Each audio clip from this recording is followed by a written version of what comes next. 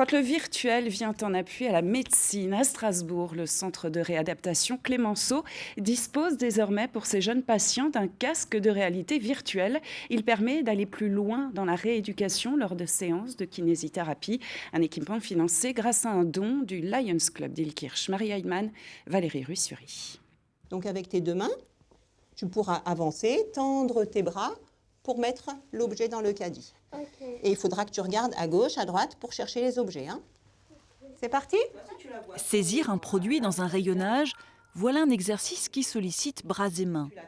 Cela n'a l'air de rien, mais quand on a comme Camélia le côté droit en partie paralysé, c'est une vraie séance de travail.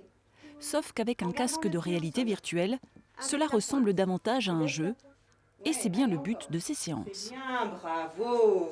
C'est un plus dans les exercices qu'on propose. C'est que par le jeu, par le jeu et puis par tout ce qui est imaginatif par le casque, l'enfant va faire des exercices sans s'en rendre compte et sans se poser la question, sans faire attention à la douleur. Là, à un moment, elle a eu mal à la jambe, mais ça, on l'aurait eu peut-être plus tôt dans une séance normale où elle aurait voulu arrêter d'être en appui sur sa jambe droite avant d'avoir trop mal.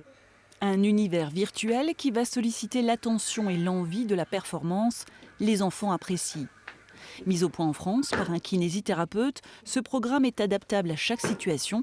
80 exercices de rééducation fonctionnelle sont proposés avec différents niveaux de difficulté. C'est super, c'est rigolo. Et quand tu as le casque, est-ce que tu as la sensation de travailler beaucoup ? Ou plutôt de t'amuser ? M'amuser. Mais attention, le casque est limité à une dizaine de minutes par enfant, histoire de réduire les temps d'écran, et ne remplace pas les séances de rééducation traditionnelles.